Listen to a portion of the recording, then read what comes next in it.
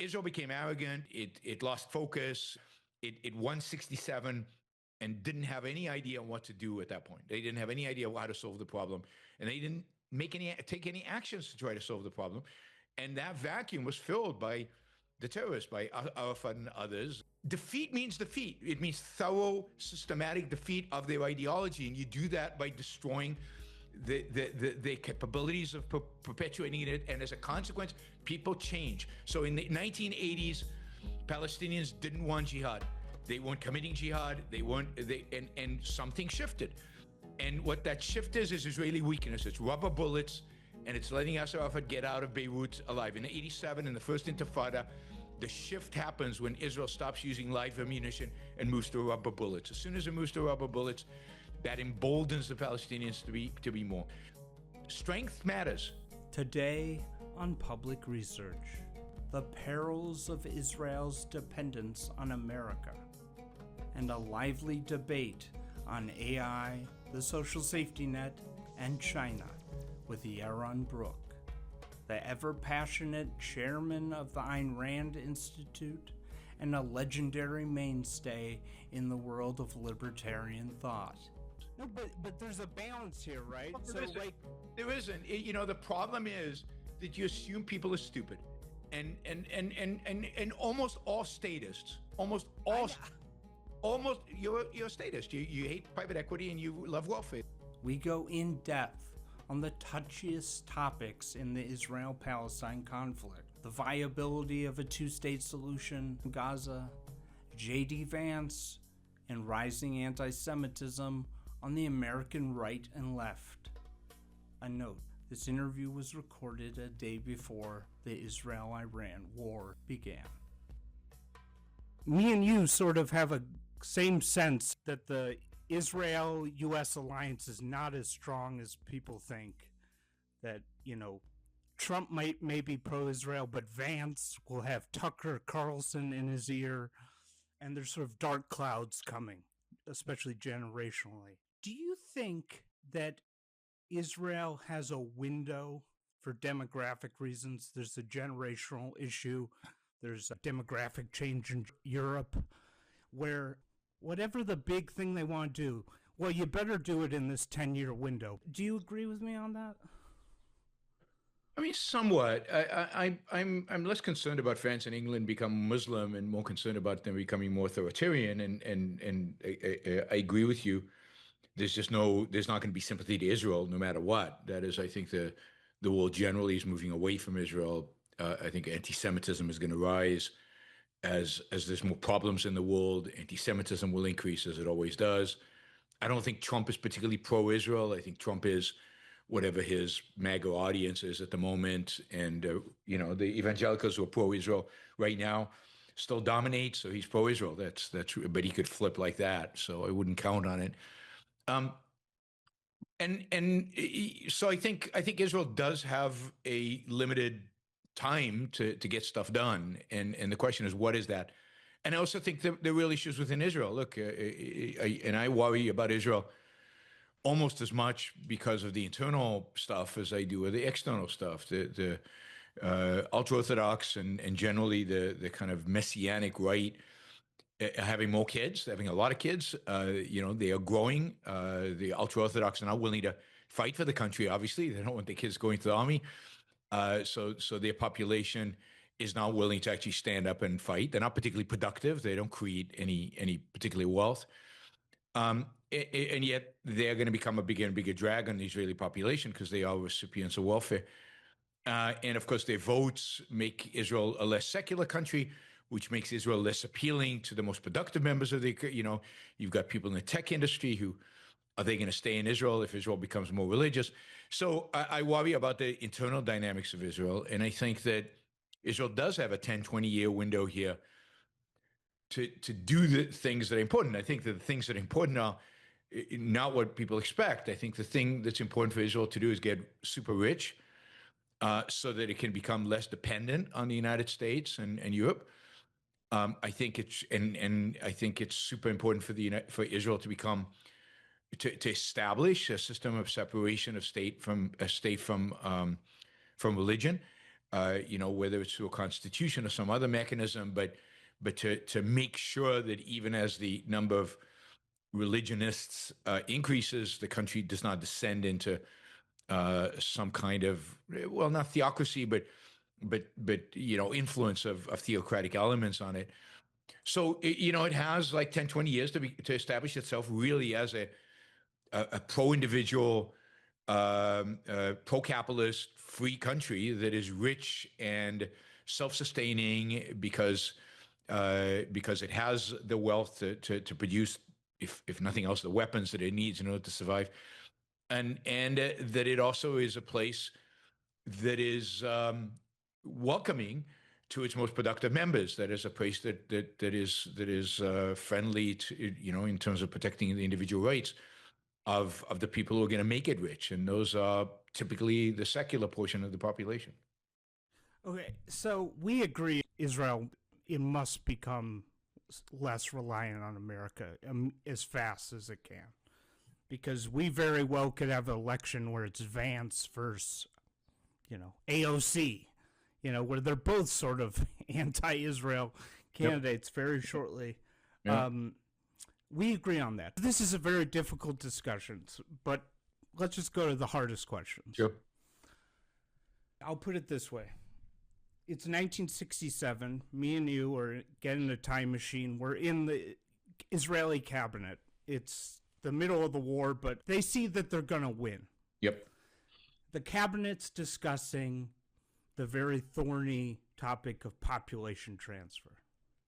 Yep. Okay, which happened after World War II with the Germans, India, Pakistan, Greece, and Turkey. It's happened many times. They turn to us and they say, "What should we do?" What do you say? Well, I mean, 1967, there's a lot of runway. There's a lot of things that can be done.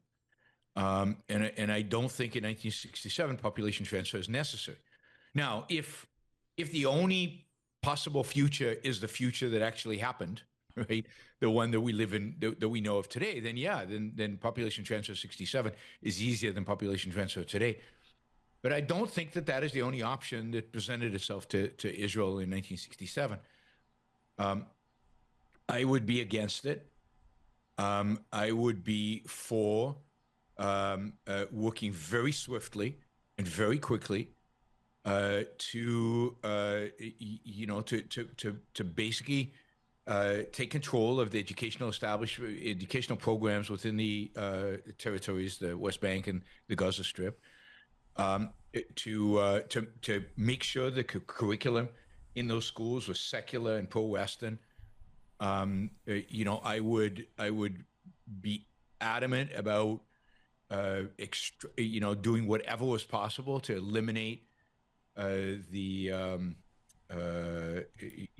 terrorist threat. And Yasser Arafat was the threat in 67. He was still key on, but Israel could have done a lot more, I think, in the late 60s and early 70s to dismantle the infrastructure that he was building, and to really be aggressive with the knowledge that if there was a vacuum in the West Bank and Gaza Strip, which Israel ultimately created a vacuum there because it didn't take advantage of the opportunity, that elements worse than Yasser Arafat would rise, and then you'd have to compromise with Yasser Arafat, which is what Israel did in Oslo, and all hell would break loose, which is what happened. So I think there were opportunities in the 70s and maybe even the early 80s to actually cut a deal with real moderate elements within the Palestinian population in that period. And I think because Yasser Arafat was allowed to live, and because the Palestinian cause was being supported by the Soviet Union and promoted by the Soviet Union and got a lot of marketing, and Israel kind of didn't know what to do and sat on its hands and didn't do anything, I think it got out of hand, and then they found themselves negotiating with Arafat, and that was once they started that, it was a disaster, and there was no way to deal with it. But there were opportunities. I mean, I lived in Israel in the 80s, in the 70s and 80s, and in the mid 80s, 1 million Palestinians were sleeping in Israel every night. They were construction workers. They were working everywhere in Israel. They were living there. There was no terrorism, or there was very little terrorism. The terrorism was outside of Israel. Terrorism was being inflicted by, elements coming into Israel to kidnap kids and kill them. But there was no, in a sense, terrorism coming out of the West Bank or for that matter, Gaza, or very little, if there was. And yet there was, and there was, with the peace deal with Egypt, there was some talk about autonomy, but nobody knew what to do with it. Nobody acted on it. Nobody did anything. And partially, to a large extent, it's the Palestinians' fault. They handed over leadership to Arafat and to the Palestinians living outside of Israel, and that was a mistake. And I think Israel accepted that, and that was a mistake. Israel should have encouraged the locals. It should have crushed the Palestinian cause outside of Israel. Should have crushed the PLO, and all the different spin-offs of it, and much more aggressively than it did. And it should have negotiated a deal with the locals, and that deal could have been a two-state solution. It could have been, I think that was the only deal available, and I think there was a chance then. I think now it's too late. You said crush the Palestinian cause, but you said you could have, but do two states. How do you crush the Palestinian cause that advocated for the destruction of Israel, and that advocated for achieving a two-state solution through violence? That is, it should have been made clear to the Palestinians very early after 1967 that violence would not work, that violence would only make the situation worse. And I think Israel was too arrogant, and you saw this in 1973, right? They were so arrogant that they let Egypt and Syria attack them and surprise them, and that was almost an existential war. So Israel became arrogant. It lost focus. It won 1967 and didn't have any idea what to do at that point. They didn't have any idea how to solve the problem, and they didn't take any actions to try to solve the problem. And that vacuum was filled by the terrorists, by Arafat and others, and ultimately, what happened was Israel, in order to combat the PLO, actually, and this is true, actually funded Hamas. It funded the Muslim Brotherhood in Palestine because they believed that a religion of peace, and they believed that would be a counterbalance to the PLO. And now we've got, I was in Israel now, and Israeli Arabs, never mind Palestinians, are much more religious than they used to be. I was surprised at the extent of which, I was at the hospital in Haifa. My mother was there, and have a significant proportion of the patients, the Arabs, and how many of the women are covering their hair and modest, and that wasn't my experience in Haifa of Arabs back again. And I think Palestinians in the 1970s, probably the most secular Arabs in the Arab world. That is not true today. Today, they're much more inclined towards Islamism. But that trend, right, that happened in Egypt and Afghanistan. That happened. Yeah, but that's the weakness of the West. That trend is Israel's weakness, America's weakness, and the weakness of the West that let it get away. And it started to a large extent in 1979 with the weakness of the United States not combating, Ayatollah Khomeini in Iran. So you believe that the sort of two-state, the map, the general map, if Israel had done the right things, that it could have worked out? It was worth a shot, right? Okay. It was worth a shot. Could it have worked out? It's hard to tell. Again, I think the biggest problem in the 1970s and 1980s was the Soviet Union, which had a huge interest in sustaining a Palestinian cause and sustaining Palestinian terrorism. So, I'm not saying it would have worked, but it had a shot. Today, it has no shot. There's just no chance in hell because the Palestinians have been so radicalized. They've gone for so long. Now, it might have a shot again in 20 years or 40 years. I don't know. But it doesn't have a shot today. Let me ask you about that, because I agreed with you for a long time. And I think maybe Israel is just stuck. It's going to have to try it no matter what. But I went on Google Maps 3D. Have you ever flown around with the arrow key? Have you ever done that? No, I've flown around Israel without that, the real thing. Yeah. So I had a real revelatory moment. So this is a video I made. So this is from the West Bank. This would be the borders of the traditional two-state solution. Yep. So we're there's the border. Yep. There's Ben Gurion Airport, 5 miles No, away. I know Yeah. the I know No, the I know. people don't though. Yeah. For me, just looking at, seeing how easily you can see the airport, it changed my view of the entire thing. Yeah, I mean, this is particularly true after October 7th. I mean, imagine if these hordes of Palestinians had come from the West Bank and gone to, uh, population centers, the biggest population centers in Israel, right next to the border, right there. It is truly ridiculous. And this is why I say it's not tenable today. It just is impossible today. And look, in a two-state solution, Israel would have had to control the Jordan River, would have had to control what crosses that border into this Palestinian state or whatever. I mean, it wouldn't have been handing over everything to them under whatever conditions. And of course, it there's a good chance it would have never happened, even if it was tried, because the Palestinians at the end of the day, at least the Palestinians today, don't want a small state in the West Bank and Gaza. I mean, it's tiny. It really is tiny. I mean, you could do the aerial photography from the Jordan River to that border, and that space is nothing. I mean, Israel's a tiny country. People have no real concept of how small Israel is. So I agree that it's tricky and it would be hard, but Israel, in a sense, Israel didn't engage in a population transfer in 1948 on a large scale. It was a very small scale. Most of the population left of their own accord during the War of Independence. So there were only a few places where Israel actually engaged in population transfer.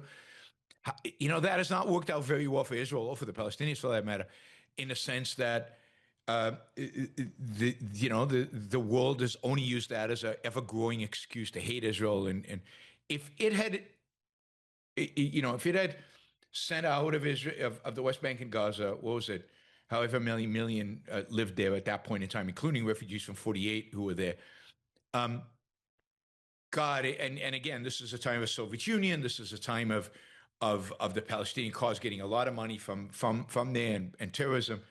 I think we'd be in even worse shape today. Not in good shape. My right-wing Israeli friend would argue, yeah, Israel would have taken a huge hit in '67, huge PR hit, but not a PR hit. I'm telling you, yeah. hit. Think about Jordan being armed to the teeth. Think about no peace against Egypt. And look, Jordan. How far is Jordan from Jerusalem? Right. I mean, it's within easy rocket fire. And think about them being armed by the Soviets in order to access Israel. Think of 73, but now there's no airlift by the Nixon administration to help Israel. Israel in '67 was certainly dependent in those days, not on America. It was dependent on Europe.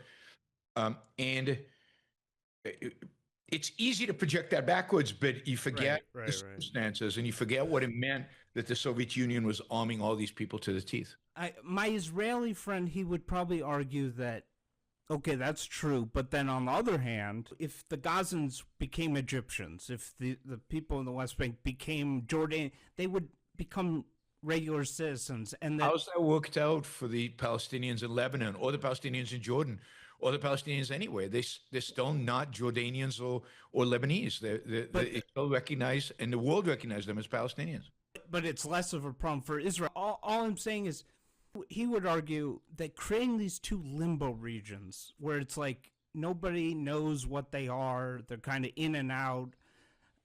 Maybe there is no escape. Maybe Israel's just stuck in this. That's true. I agree that the limbo is not a solution. And again, I think there were opportunities in the 70s and early 80s to do something about it if Israel had been a lot more aggressive, both militarily in defeating the terrorist elements and, Israel screwed it up on multiple levels. In 1983, 1982, late 82, early 83, Israel had Arafat dead. And they let him go, partially because Ronald Reagan insisted on letting him go, right?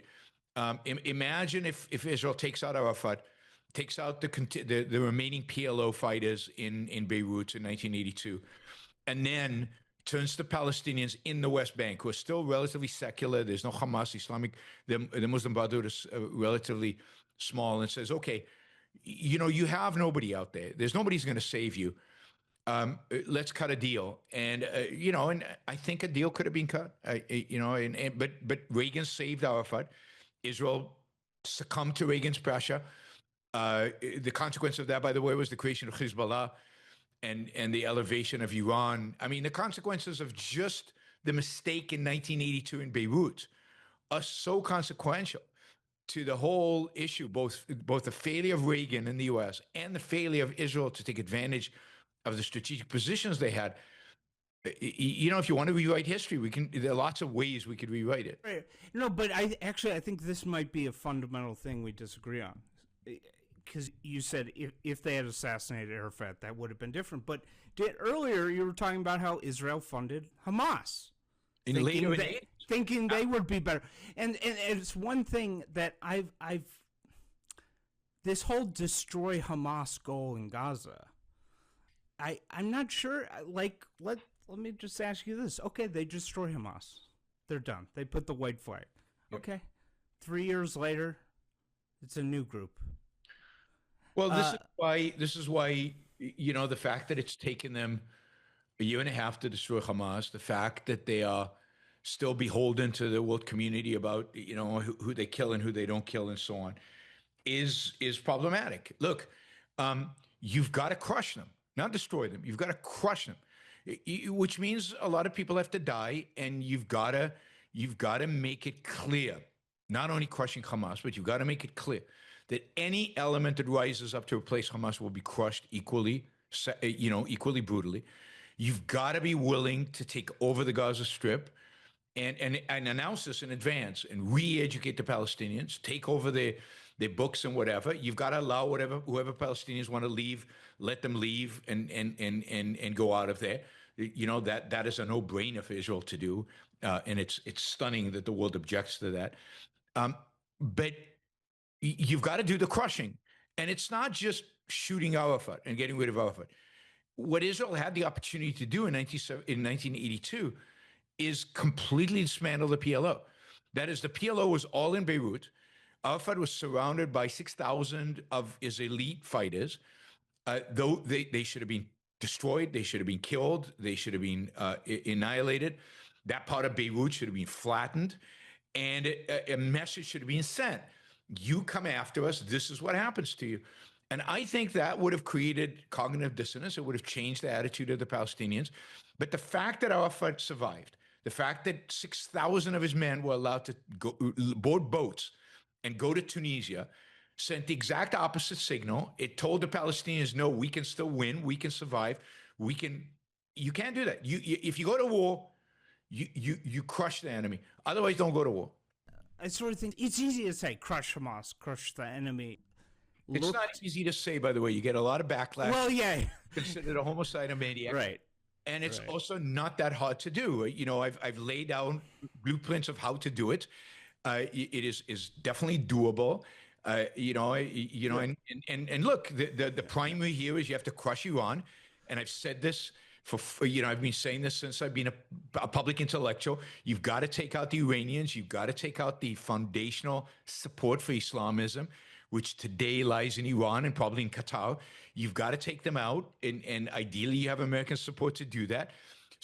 But if you do that, if you actually take out the entire infrastructure, then the next group, where they're going to come from, who's going to fund them, where they're going to get their arms from, Turkey, Qatar, and the rest of the population is going to look at them and say, "Last time we did this, our family members all got killed. We don't want this again." And you're going to quote all the people who want their kids to die hard and so on. But the reality is a majority of Palestinians don't actually want that to happen. Most Palestinians, like most people, want their kids to grow up and so on. Aren't you reciting the failed conceptia right there? Everybody wants a good job. Everybody, at the end of the day, they just want a better future for kids. Again, they don't want it. They don't want it if they think that they can be successful in this jihad. But once you make the jihad clear that it is a failure, why did terrorism in Europe decline after like 2018? Why have we seen very little terrorism in Europe? Once in a while, we get a knife attack or something, but there's no Charlie Hebdo. There's no somebody ramming and killing 30 people. There are no big explosions, blow-ups, and everything. Why? Why have people in Europe stopped getting on planes and going to the Middle East and joining the jihad?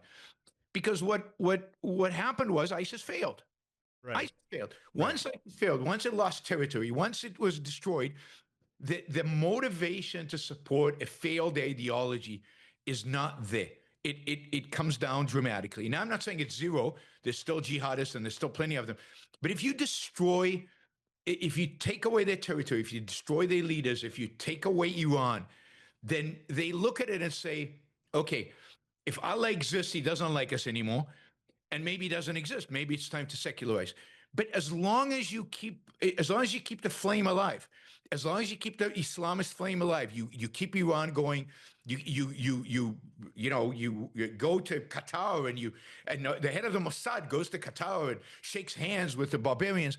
As long as that happens, right, then they are motivated to continue. So defeat means defeat. It means thorough, systematic defeat of their ideology, and you do that by destroying the capabilities of perpetuating it, and as a consequence, people change. So in the 1980s, Palestinians didn't want jihad. They weren't committing jihad. And something shifted. And what that shift is Israeli weakness. It's rubber bullets, and it's letting Yasser Arafat get out of Beirut alive. In '87, in the first Intifada, the shift happens when Israel stops using live ammunition and moves to rubber bullets. As soon as it moves to rubber bullets, that emboldens the Palestinians to be more. Strength matters. Peace through strength is possible. On this two-state thing, have you looked into the international law that would apply if there was a two-state? Because I as asking ChatGPT, which I'm sure could be totally wrong, but I asked it some hypotheticals. I said, okay, we do a two-state solution. Palestine attacks Israel in 2030. They kill 40,000 people. They drop a bomb. And Israel gives them all their land back, and it starts over. Okay. In 2035, Palestine attacks Israel again. They kill 100,000 people. The war ends. Israel survives. They give them all the land back. They do it again, 2037. But this time they kill 1 million Israelis. And I said, can Israel take one inch buffer zone of that Palestinian state after the war under international law? It said no. Well, but international law is bogus and meaningless. So you ignore international law. It doesn't mean anything. Okay. You can't have a law that is not grounded in a constitution. There's no international constitution. Right. Israel is not signed onto international law. And if Israel is signed, they should retreat from it. There's no enforcement mechanism for international law. International law as a concept is bogus, and certainly in its application is a complete bogus concept. So yeah, who cares what international law thinks? And look, I'm not advocating for a two-state solution right now. Right. I don't think that's viable. But whatever international law claims, I think we should ignore it. But you think it could possibly, 20 years be? I think if Israel did the right thing over the next 5 years, 20 years later, it is a potential. But right. the likelihood Israel does the right thing over the next 5 years, very close to zero, probably zero. I think when people say Hamas attacked Israel on October 7th, That's I actually wrong. think, yes. That's wrong. So let me get to the thing. A lot of people would say, what is this destroy Hamas? Is there really this separation between Hamas and the guy? I mean, once like 6-year-old kids were lighting the matches that they were throwing. Sure. Look, I believe that what Israel needs to do is bring the Palestinian people to their knees. And that is to completely destroy any hope the Palestinian people have of ever defeating Israel. That should be the goal. Destroying Hamas is just a means by which to get to that goal, but it can't be it's not the primary goal. The primary goal is to get the Palestinians to a point where they say, God, yes, there's no hope. We will never destroy Israel. We will never have any chance of getting there. And I don't think Israel's doing that. Okay, here's where I think we Because the war is, you're right, the war is with the Palestinian people. It's not with Hamas. Hamas is their government. And until, and just like the war was with the German people in World War II, it wasn't just with the Nazis. But you had to destroy the Nazis. The the infrastructure, the leadership, in order to get the German people to recognize, how bad it really was and to change their ways. Israel has taken such, right, there are two wars. There's the war that's happening with guns, and then there's the PR war. They're both real, very important. Israel has taken such a huge hit. Allegations of genocide, which are just evil, disgusting, ridiculous. For instance, all the people who say it, that you notice they never demand Egypt open the border, which proves they don't actually believe it. Has it been worth it? So let me argue this, and I think I actually believe this. I sort of think in Gaza, it's either you should have gone all the way, total maniac, or sort of not nothing, but closer to that. And let me suggest an alternative. October 7th happens. Israel takes the Rafah crossing. It says, we're going to be controlling this, stop the tunnels, stop the arms coming in, so that whatever rockets they have, those are their last rockets, okay? Then it just takes land very methodically, and it just names the acres after victims of October 7th. And goes after Sinwar, some bombs, but not what we've seen with and it wouldn't have caused all these protests, because I think what's going to happen is this is going to be just another. I mean, of course it would have caused the protest. I mean, October 8th, you already got the Harvard letters. Oh, there would have been some protests, but it would have been more and more and more Israel taking land. They would have been called, the colonialists. No, I don't think it would have made any difference. But look, the multiple strategies you could have engaged in after October 7th. I think Israel engaged in Gaza, in particularly, in bad strategy. They waited too long. They were too weak. They didn't take land. They didn't occupy land. They didn't take the Rafah crossing until a year into the war. Yeah. Which is absurd and ridiculous. I don't understand that. So missiles were still and weapons were still being moved into the Gaza Strip while the war was going on. Talk about strategic errors. It's unbelievable. So no, Israel screwed it up. And I said so on October 8th that they would screw it up. And they did. And because Netanyahu is an incompetent fool. He's a coward. So, I think there are lots of different ways you do it. You could have done it. But you had to, the only long-term solution is to bring the Palestinians to their knees. And how you do it exactly, we could debate. It's more an issue of military strategy than anything else. But the essence is you have to make it clear to the Palestinians they will never win, ever. Well, here's what I think we're headed toward. You're going to have killed, let's be honest, a lot of women, children, what is it? Very few. Yeah, right. No, right, just inevitably in the process. Yeah. So what is it, 50,000 people, and half of them Hamas? Okay. Yeah. A lot of people have died, and I don't think Israel will take any of the land. I think that when this ends, it's going to all be rebuilt, and I think even if you just destroy Hamas, it'll be another group. And I think it's I think that's right. I think you're right. And this is why I think it's been a failure. But on the other hand, Israel's probably bought, 10, 20 years of peace there. I mean, it's going to take a long time to rebuild Gaza. It's going to take a long time for any group that replaces Hamas to actually build up. Remember, one of the things to remember here is, and there's something, you can see with Al-Qaeda and everything. They're unbelievably incompetent, these people. Hamas is unbelievably incompetent. The reason they were so successful is because Israel was so pathetic. Pathetic is an understatement. Israel let them build the tunnels. Israel allowed them to import the weapons. It allowed money to come in from Qatar. It allowed all these things, and it turned a blind eye. I don't think that'll happen for a while. I think we've got a good 10 years where Israel will remember. They won't allow weapons in. There'll be some rebuilding. The tunnels won't be there. Israel will occupy some of the territory, enough to be able to monitor these people. They're not that smart. They're not that sophisticated. The Arab world generally is turning away from the Palestinians, so they have fewer and fewer supporters within the Arab world. I'm still, moderately optimistic in terms of the medium term, because I think that, not because Israel's so good and is going to do such a great job, because I think the enemy is so incompetent. And look, the Saudis are bored with the Palestinians. They're not interested. They're more interested in building their crazy cities and trying to diversify their income.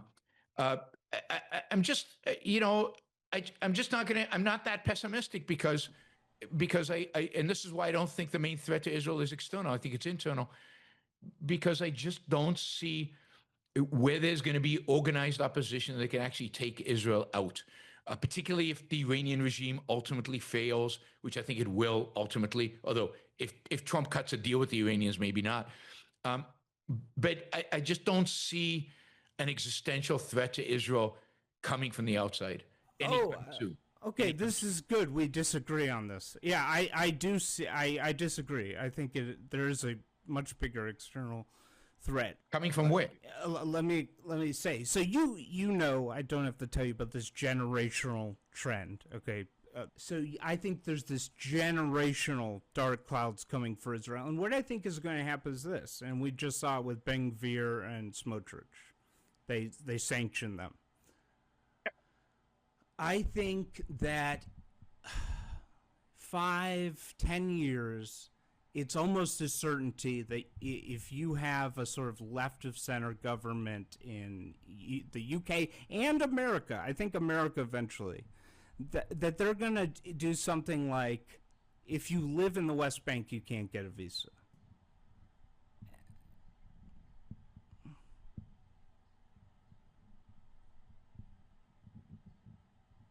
Okay.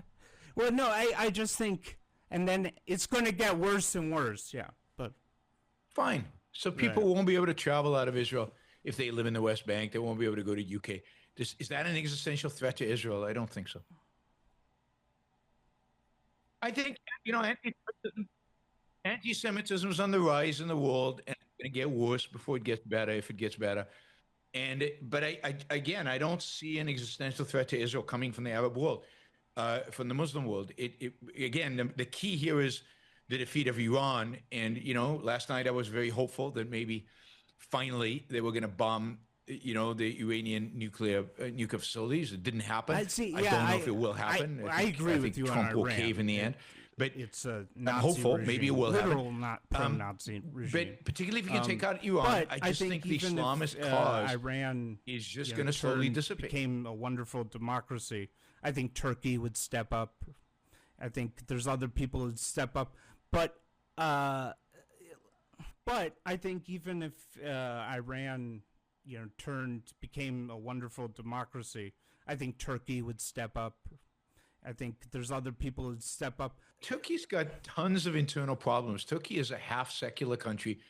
Turkey cannot generate the kind of energy that Iran does. It also is not rich, right? It doesn't have oil resources. It doesn't have cash flow. They have a better military. They have a military but it's armed with American weapons. Unless America turns a switch and allows them to use them against Israel, they can't. And it's not clear how good the military is. When was the last time Turkey fought a war? So we don't know if they're any good. We only know that they're good based on the fact that they have Western weapon systems. But the fact that they have American weapon systems, it makes them weaker, because it gives the U.S. veto power over where they use them. The same with Egypt. Now, the real risk is SBF, not SBF, what's his name? Erdogan. MBS. Saudi Arabia gets assassinated. A radical Wahhabi takes over and turns Saudi Arabia into a Wahhabi, Islamist, whatever. That is possible. And they become the biggest sponsors of terrorism in the universe. That is definitely possible and a real risk. The probability of that keeps declining as they move further westernized. And remember, Saudi Arabia is dependent on the West. It cannot survive without the West. It has to sell its oil. It has to, it cannot survive without that. So it's very dependent. I just don't see who the threat is. There's just no significant power other than Iran in the Muslim world who can actually threaten Israel in the West. how do you regard a figure like Moshe Feiglin or these people on the far right in Israel who are like, we can move them all into Egypt, Syria? How do you view the is that, are they just fantasists in your Yeah, I view? mean, the fantasists generally. It's Yeah. it's from their religion, but yeah, I know Feiglin. I mean, Feiglin's a nutcase. I mean, he's a messianic Jew. I mean, he had a chance to get into the Knesset with his new political party, where they actually had very good economic policies and the rest. But he insisted on doing interviews where he described how he was going to build the third temple, and that was going to be his focus. And as a consequence, he lost a huge number of voters who would have voted for him. Yeah, I mean, the problem is that you're not going to get salvation from religion. These religious nuts are religious nuts, and they are going to cause more problems for Israel than solutions. You can fantasize about moving the Palestinians, but all you're going to do is create more problems. You're not going to solve anything. Now, can I raise an outside the box idea? Sure. Okay. And I can't believe this is true, but I came up with this is going to sound ridiculous.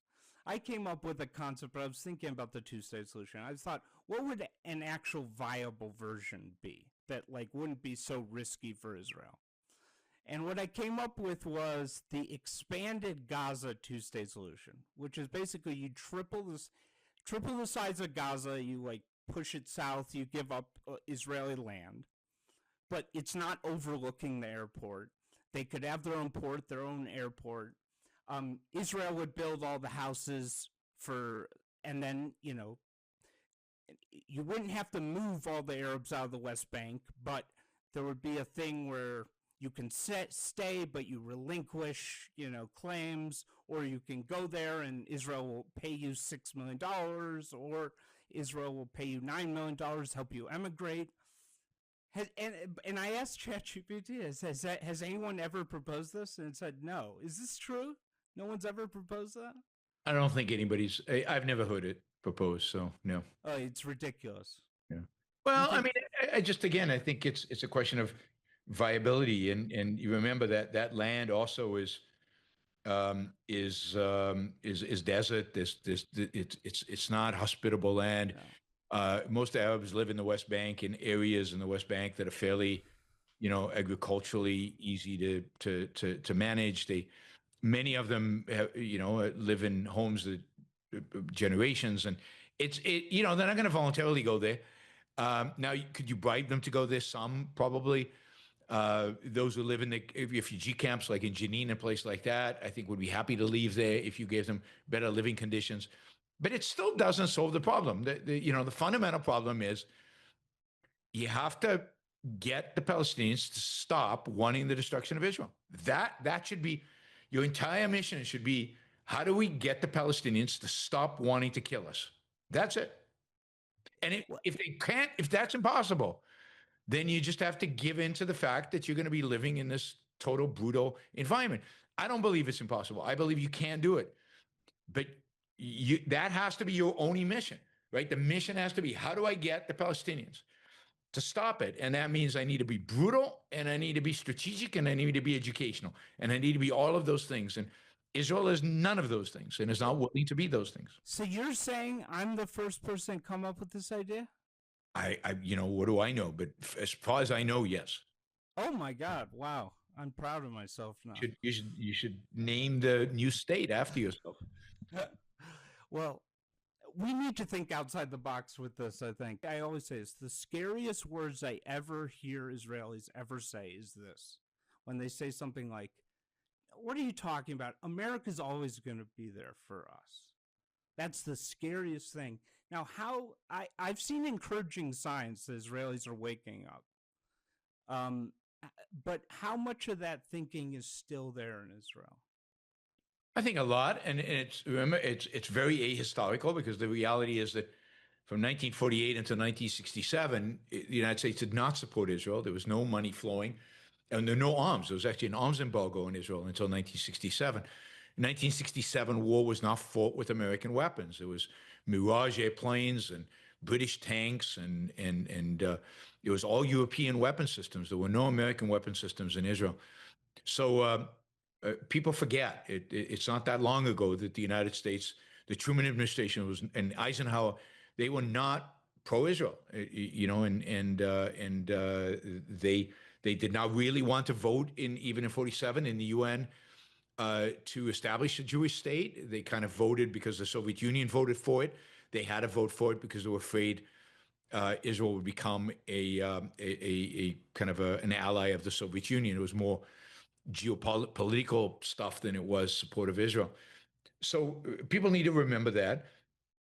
Um, but yeah, I think it's hard for Israelis. They become so integrated into the Western world. And look, you know, I think it's certainly possible that the U.S. turns its back on Israel.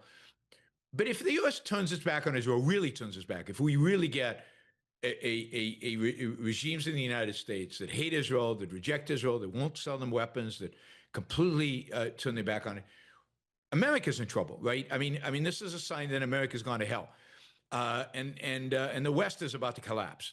So I don't think you get a strong America, a decent American state that's anti-Israel. I think that's true of Europe the same way. I mean, a lot of what's happening in Europe right now is virtue signaling.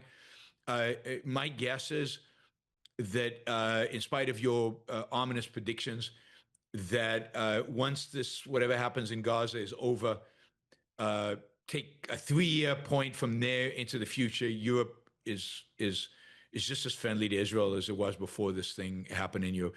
I think the bonds that connect Europe and the United States and Israel are stronger than any of these trends. Are stronger than the Muslims coming to Europe. Are stronger than J.D. Vance or whatever. And now the West could collapse, and that's certainly a possibility. And then we're all in trouble, right? Israel included. But as long as the West is still holding together and still values any form of liberty, and I think these things take a long, long time. I think they will support Israel, at least at the moment. Is Israel going to start making their own shells like they used to? Is that going to happen soon? I think it's certainly a possibility, but I think Israel probably will look to diversify its sources of those shells rather than bringing all industry into Israel. There's no reason Israel can't set up a factory in I don't know, in Singapore to make shells and import them from there or stuff like, or places like that. It's an issue of diversifying your sources. There is no possibility that Israel is going to make everything in-house. Israel's not going to make F-35 airplanes. Then they could make their own drones, but a lot of the shell stuff, the quantities are such that I'm not sure Israel will do it by themselves. But they have to diversify away from the United States. They have to find other sources. Can Israel survive without the U.S. alliance? Yes, I think it can if it is willing to do what's necessary in order to do that. Right? Well, It has to become richer. Which means liberate its economy. It has to become less dependent on military weapon systems right now. who did you vote for, J.D. Vance or J.B. Pritzker? Oh God, what an alternative. Probably Pritzker. Right. I think J.D. Vance is the devil. So I could not vote for J.D. Vance. I think he's the devil on all fronts, Israel being just one. Yeah, let's talk about Vance. I had on Zev Brenner. I brought up Vance and how worried I am that he's very close to Tucker, and he assured me. He said, "Oh no, I know people who know Vance. He's not anti-Semitic. He's very pro-Israel. Don't worry about him." And I respond to him, "Look, it's reported. It's a fact. He was hanging out with Tucker Carlson on election night. They're best buds." And Tucker Carlson, as you know, is promoting Nazis. Let me ask you this. Do you even know this? Do you know Tucker Carlson mused on an episode last month that maybe it would have been better if Hitler won World War II? He mused about that aloud? I know this is going to be clipped, but like at this point, Europe is so, and I love Europe, but like it's so degraded. You know, I don't even want to say it. I'm not even going to say would it actually be worse or not. But it's pretty bad right now. Yeah, he's only asking questions. No, he No, He I went get, I get. further. Yeah. I'm kidding. But yeah, no. Look, Tucker Carlson is a bad guy, a really bad guy, and he's becoming unhinged more and more. I wouldn't be surprised if JD Vance, for a variety of reasons, distanced himself from Tucker Carlson. I'm much more worried about JD Vance's affiliation with people like Patrick Deneen and Vermeulen, because I think JD Vance's real threat is not to Israel. Tucker Carlson's real threat is to America. I mean, he would be a step towards away from any semblance of founding fathers like belief in America. Patrick Deneen alarms you more than Tucker? What's that? Patrick Deneen alarms you more than Tucker Carlson? Oh, absolutely, absolutely. Because Tucker's an unhinged, crazy guy who is still fringe. Patrick Deneen is a real intellect who has real influence on the entire intellectual world on the right. Okay. I see. I guess I see what you're saying. I mean, the national conservatives, many of whom are Jews, but the national conservatives, the Christian conservatives, the Catholic integralists are the real threat to America. And Israel will suffer as a consequence as America declines. Do you have by the way, I don't think JD Vance can win an election. He's not. He doesn't have what it takes to win. He's not funny, that's for sure. He's not charming. You got to look at somebody like Josh Hawley is more likely to be the representative of this insanity than you think Vance is the shoo-in though for 28 for the nomination? We'll see. He's boring. He's uninspiring. He's very fake. And I don't think Trump is going to be very successful, and therefore I don't think that somebody coming out of the Trump administration is going to be a favorite ultimately. Let me move to where we disagree a lot on, which is economics and stuff. Now, let me ask you this question. Let's say I'm an Uber driver in Texas. I have 5 children, okay? I see a news report today. Says Waymo, the driverless cars, are coming to Dallas, Texas, where I live. Make your case for why I should vote for politicians that want to reduce the social safety net. Well, because the social safety net is depriving capital from investing in alternative jobs for you. That is, your worst case scenario is no alternative jobs to Uber. And Waymo takes you out and you're unemployed. Yeah, you're on the safety net. Woohoo. I mean, it's a lot of fun to receive welfare and to somehow survive. But the reality is that your only alternative to Uber is another job. And jobs are the creation of entrepreneurs. And that depends on capital and investment. And the welfare state drains money from the available resources to invest in new jobs for you. You don't think that AI could, it might just be a something you're grudgingly going to have to accept because it's going to kill. And I understand the economic argument, it's going to create new jobs, but are you really sure it's going to create a new job for a fat, ugly, stupid 45-year-old? What exactly is he going to do?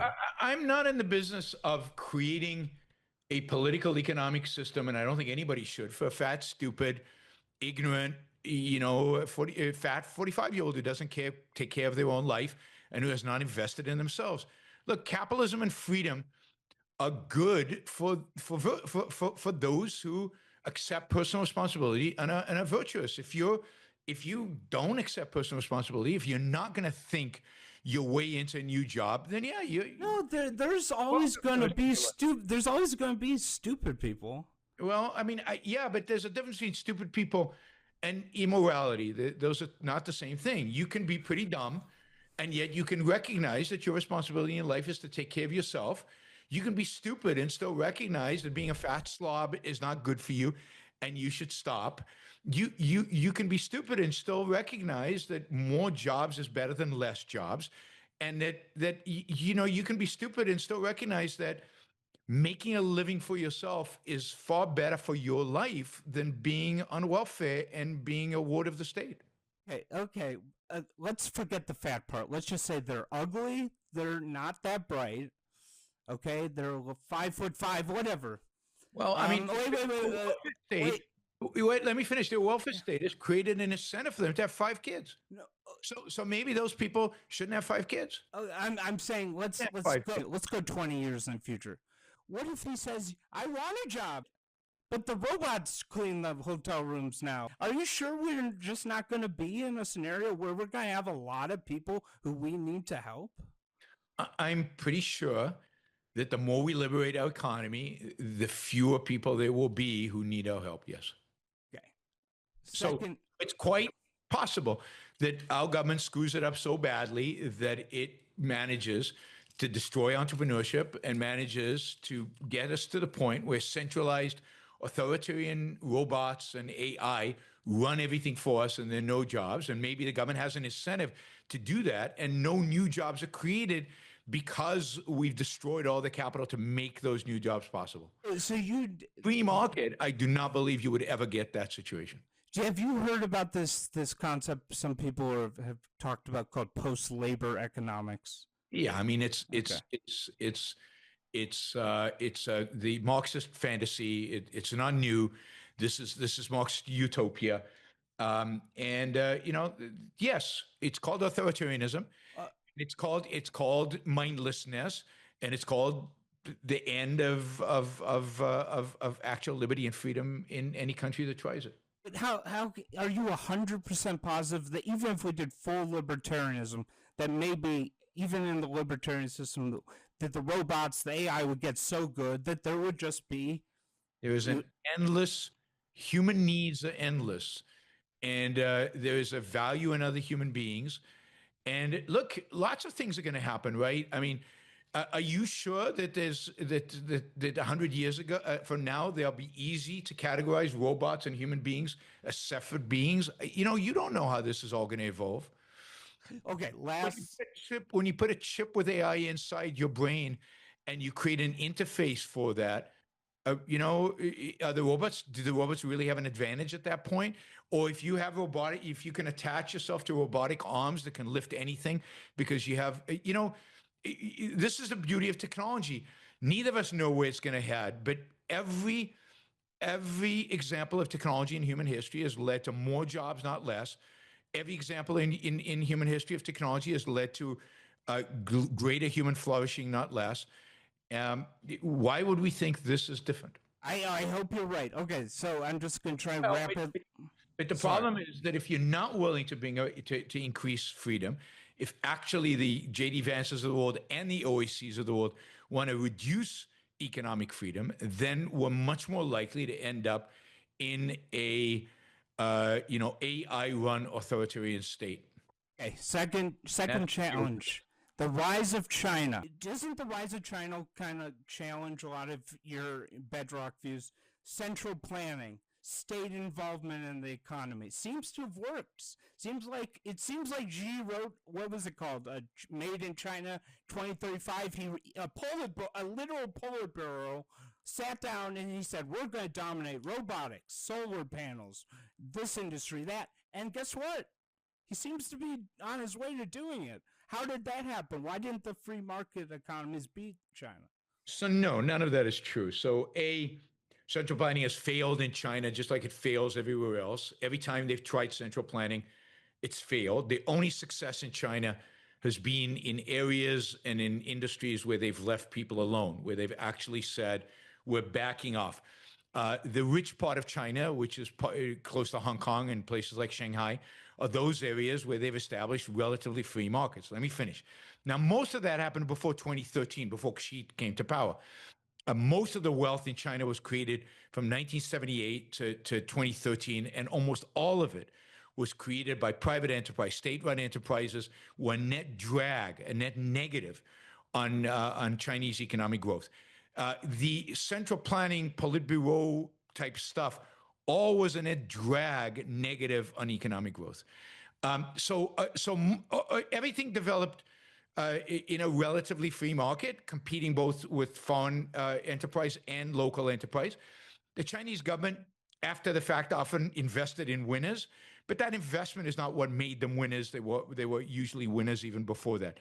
You could look at in pretty much every industry. Second, almost all the technology that they've absorbed, they absorbed from the West. Very little of the technology was actually created by certainly state-run entrepreneurs or state-run enterprises in China. It was either created by entrepreneurs who were relatively free in China or by stealing it from the West. Now, since 2013, Xi has basically clamped down on economic freedom in China, slowly, very, very slowly. And as he's done that, economic growth in China has plummeted. China has probably been in a recession for the last 2 years, probably has negative GDP growth today and probably had negative GDP growth last year. We are panicking over nothing. China is in decline. Its demographics are collapsing, clearly collapsing. Its military is unbelievably corrupt. That's why he has to fire his generals every few years. He has to fire all of them. And the reality is that, yes, they dominate certain industries that we in the West, in our stupidity, have subsidized. So we in the West went on a panic streak about climate change. So we started subsidizing solar. The Chinese saw this. They started building a bunch of solar in order to get our subsidized dollars, right? So they take our tax dollars and we send it to China to get solar panels that actually destroy our grid and make us less reliable and make our grid less effective and less efficient. Instead of the United States and Europe investing in nuclear, we invested in stupid stuff that the Chinese are very good at building. Like, who the hell needs electric cars? Chinese are very good at producing electric cars, but the fact is that if you left it to the marketplace, nobody would buy them.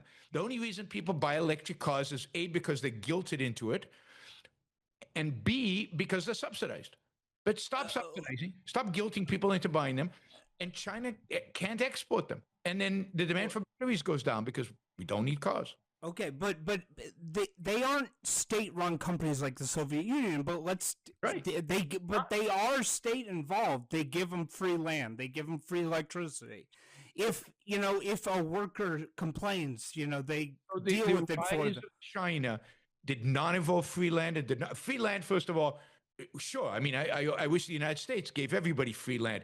It's about time we took 75% of the land west of the Mississippi and had a homesteading act. Go and get it, use it, and it's yours for free. But that's not state involvement. But free electricity. Guangzhou province in the south of China did not get free electricity from 1978, until today, when it boomed from a sleepy nothing to one of the great industrial places in the world. That happened because they were allowed to go rampant. They were allowed the freedoms to start any business they want, to make as much money as they want. There's less redistribution of wealth in China. There's less welfare state in China than there is in the United States. There's no socialized healthcare system like we do in the United States and in Europe. In many respects, in many respects, not in all respects, obviously, but in many respects, there's more freedom in China than there is in the U.S. Oh, wait. So you think China's economy is less state-controlled than America's? No, it's state-controlled differently, but it's not more state-controlled than America. We subsidized heavily a variety of different industries. China is more regulated and more controlled than the United States. No question about that. But that's not why it's rich. It's rich because it has deregulated vast segments of its economy. Steve Wynn, the casino entrepreneur, said years ago, he claimed that China, it was easier to do business in China than it is in the U.S. And I think that was true 10 years ago. Not true today, but 10 years ago it was true. But and the reason is China's become more authoritarian. And as China becomes more authoritarian, more focused on central planning, has more Politburo 5-year plans, the poorer it will get. But why does a country that is so much more state-controlled, why is it just absolutely dominating drones? DJI, there isn't even an American competitor. How did that happen? How does that happen? Well, because drones are relatively cheap, easy technology to build in mass. There certainly benefits to scale.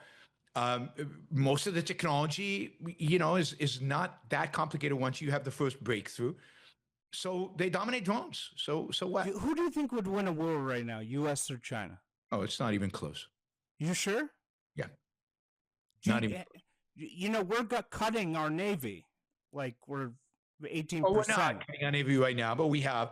But our Navy's built wrongly. That is, our Navy has too many aircraft carriers and too few drones and stuff like that. But when push comes to shove, at the end of the day, when it actually gets down to fighting a war, the United States would crush China, unless it went nuclear, and then we would all die. But if it was a conventional war, the United States would crush China.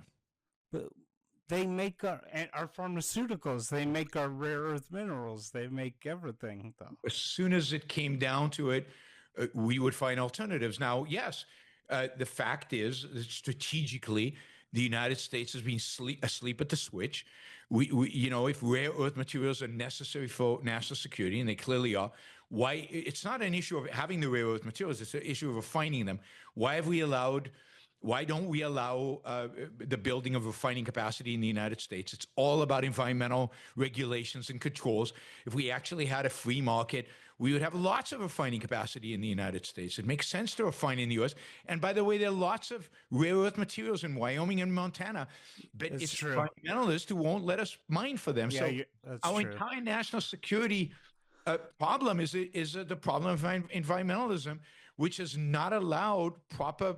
So in laissez-faire, in real capitalism, none of these problems would exist. The United States would be 100 times richer, and 100 times richer than China, and China would be a nothing.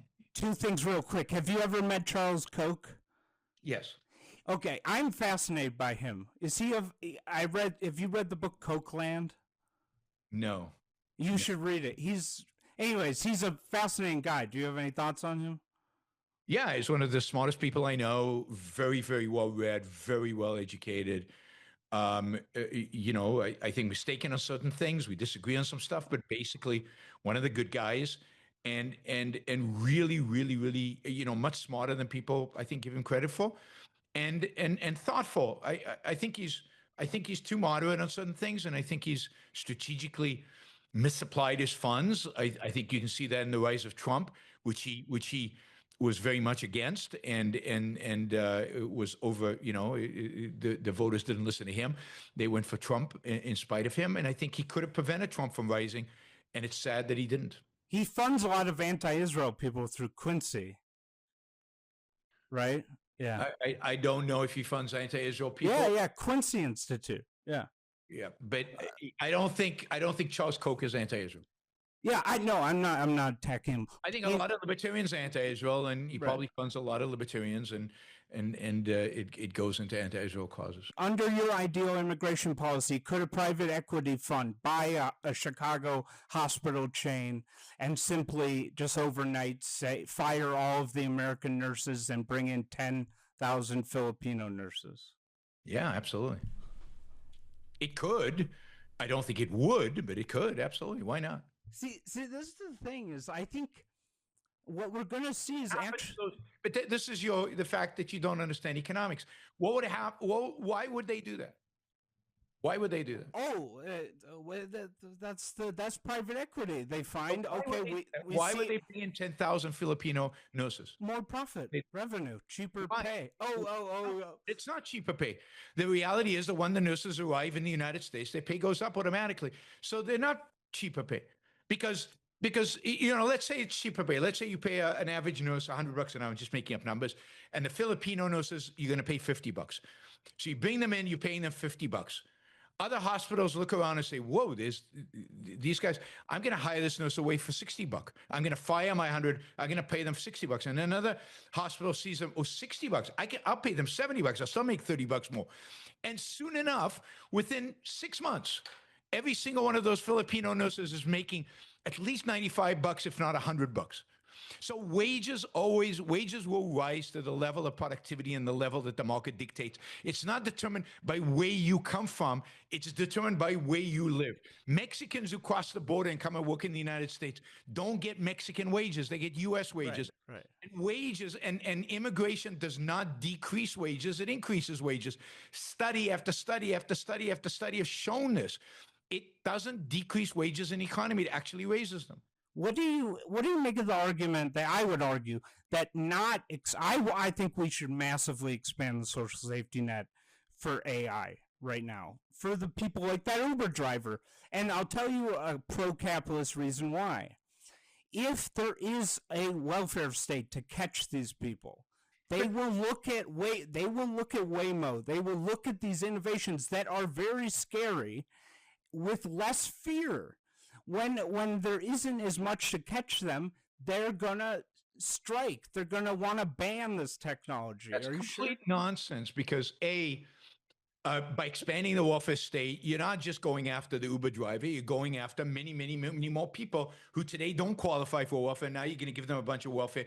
So you're actually you're creating more welfare dependence and more people who feel entitled in your world. And by doing that, they're actually going to increase resentment. People in welfare don't go, oh, cool, I've got a safety net, so don't worry about technology. They do the exact opposite. They say, I don't want to be in a welfare. I want to actually have a job, and that technology is taking away my job. And you've recognized that zero-sum mentality. You're creating more people who live under the zero-sum mentality. Look, to have strong opinions of economics, you have to actually know economics. And your story with the private equity fund just shows that you don't know economics, right? Yeah, I'm not an academic. It's true. But to talk about the welfare state, you actually have to understand how the welfare state affects human beings. And the reality is that the welfare state doesn't affect human beings by making them say, cool, now I can live off the state. I don't have to think about it anymore. It builds resentment and hatred, and because people need as a biological necessity, a psychological necessity, they need to work for a living. If they don't work for a living, they become resentful and hateful and angry, and you see that all over the world. What if the lack of a more robust social safety net moves people to say, we want to ban driverless cars because my trucking job is at threat? They will ban the AI jobs, and they will lose, right? I mean, well, our whole economy will lose, right? Yeah. But people on the welfare state, it's not like people on welfare today are huge supporters of Waymo. They're not. They hate Waymo. You're not going to get support from Waymo from welfare recipients. No, but there's a balance here, right? There isn't. The problem is that you assume people are stupid, and almost all statists, you're a statist. You hate private equity and you love welfare. Don't hate private equity. You do. I don't hate them. I don't hate them. The reality is that all statists think people are stupid and they need to run their lives for them. But look, immigrants came to the United States and they got zero welfare. They got nothing here, zero zilch. And every technology that was introduced restructured American economy, and they had to find new jobs. And they didn't say to themselves, oh, if only I had a safety net, I would support this technology, but I hate it now. No, they supported the technology because they understood that technology creates more jobs, new jobs, because they're not stupid unless the politicians make them stupid. You see, what we have today are intellectuals and politicians who dumb down the population, who keep talking down to people, and who keep telling them they should be afraid. This is Donald Trump's genius. Keep telling them they should be afraid and the world is coming after them and things are going to get worse. And if not for the politicians, their lives would be horrible, and they need a bigger welfare state to be able to survive. And that's not America. That's not how America became a great country. And it's not. And I think we by doing it, we create a whole segment of society that is disenchanted and alienated from what is going on in the world. But you want people to embrace Waymo because they understand it makes their life better. Make the Uber driver's life better if he embraces Waymo. If He can think it through, and you need to teach him how to think it through. Wait, but you're all about rationality. Let me just ask you this really simple. Are you saying it's irrational if I'm a voice actor, for instance? I use 11 Labs. It can do narration as good as humans. It's amazing. Those people, their jobs are done. Yep. Truckers, Uber drivers. Is it really irrational for those people to be afraid right now about AI? No, I mean, they should be afraid, but they should take that fear as motivation to go and figure out what's next, to go find a new job, to re-educate themselves, to retrain themselves, to do something different. They should be the biggest supporters of AI, because the people who will lose the most by rejecting AI are the poor. The people who will lose the most are because what are their kids going to do? You know, if once America stagnates and once our economy doesn't grow, what are they going to do if our economy doesn't grow and there's no innovation and there's no progress? What are they going to haul exactly as we decline into third world status? This is why I wanted to ask. It used to be, and I know you're all about make the right decision, you know, personal responsibility. And it used to be the joke, oh, you shouldn't have gone to Berkeley and been a dance major. That was a bad decision, right? I now see people on Twitter, like experts in AI, who say you're an idiot to get a medical degree. You're an idiot. You became a radiologist. You're an idiot. And they're saying that about computer science majors now. Those people are idiots. Those people are stupid. They're part of the panic around AI. It's just, you get a lot of clicks and you get invited to a lot of talk shows if doom and gloom and you say these things. The reality is that practices that have brought AI into radiology actually, you know, when they fired their radiologists, they had to rehire them all. Because the optimal is radiologist working with an AI in order to get it right. It's true. You know, if you're just a dumb programmer, you're probably out of a job, but you're going to need more computer science people to manage AI, to refine AI, to apply AI properly. And that, you know, and the reality is, yes, if you're a doctor with no bedside manners, you've got a problem, because bedside manners are going to be overvalued in the future relative to the dumb job of being able to look at a sheet of paper, at a screen, and be able to say what's cancer, what not. So you need to think about what skills are better. And look, they're going to be more dancers in the future. They're going to be more artists in the future. They're going to be more stand-up comedians in the future. Entertainment, value of entertainment is going to go up as we become a richer. I mean, there are more entertainers today in the world than ever in human history as a percentage of the population, because we're rich. And as we become richer, we have more time to entertain ourselves. So, you know, the mixture of professions is going to change and shift. And hey, think about, you know, go out there. If you're in a job that is threatened by AI, think about how you can adopt something that is going to be complementary to AI. Good programmers right now are learning AI, and you're learning how to use AI to do the programming they need. And they'll all tell you, it still needs me to guide it, but it can do the coding better than I can. Okay, so then what question are you unsure? You're always so certain. What question do you debate in your head? What are you uncertain about? You must, any intelligent person is unsure about something. I'm unsure about how the future evolves. I don't know what's going to happen tomorrow. Is Israel going to attack Iran, or won't they attack Iran tonight? I don't know. So there's a ton of stuff. Anything to do with the future, I'm uncertain about. But in terms of the principles, you know, the principles, you know, AI might destroy all jobs if we panic and we destroy private investment and we embrace statism. You know, what I'm sure about is statism is bad, capitalism is good. That I'm sure about. And if you want to be rich, and you want to be successful, and you want to be free, and you want to prosper, embrace capitalism. If you want the opposite, embrace statism. That I'm convinced about. As to the concretes, how it plays out in detail. If our healthcare system is so good, why aren't any countries in the world adopting our model? Because no country in the world adopts a healthcare model based on its efficacy. They adopt healthcare models based on morality, based on a touchy-feely conceptions about what is right and what is good and what is noble, not about what works. They have no interest in what works. And if our healthcare system is not that good, it could be 1,000 times better if it was more privatized. The problem in America is that well over 50% of all dollars spent on healthcare spent by the government. The problem in the United States is we're trying, Trump and Biden are trying to manipulate drug prices. The problem in the United States is that we have HHS, we have a stupid guy running, an idiot running our Health and Human Services. Why do we even have a Health and Human Services department? The government shouldn't be in healthcare at all. If we had a truly capitalist system, I think we'd be so much better than the rest of the world. Then people might be emulating us because the differences would be so vast. Was Dave Smith always a scumbag? Probably. He's just revealed himself to be an unbelievably big one since October 7th. By the way, I love your accent. I've always loved it. And I just want to say I really admire, there's so few people who don't give a shit about which side they criticize. You are one of those few people. I appreciate that. Thank you so much. Sure. Thanks, Danny.